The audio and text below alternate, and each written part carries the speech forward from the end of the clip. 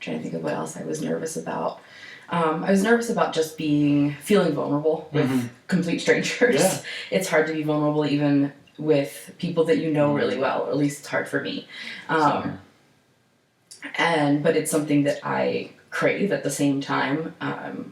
So I was, not really sure how that was going to go, if I was going to be able to let my guard down and get anything out of it, or if it was just kind of stiffly be like, okay, I'm doing this, but I don't know why I'm doing this.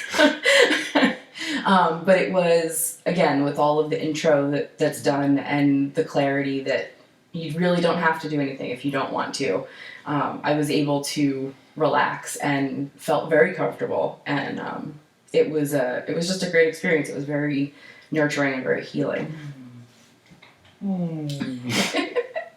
Yeah, I feel just feels really nice to hear that was your experience.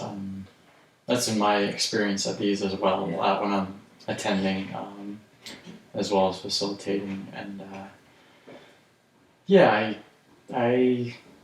think it's rare. And my experience is the comfort and the culture, the container that we create here is not common, it's kind of hard to describe, but I think you talked about it pretty well. Good.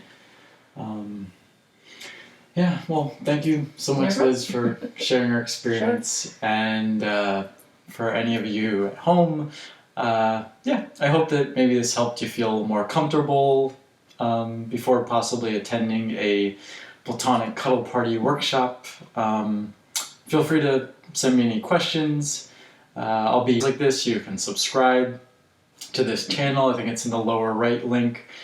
And you can also contact me if you're interested at all in my Platonic Therapeutic Cuddling or self-growth coaching. And I hope to meet you soon. Thanks. Bye.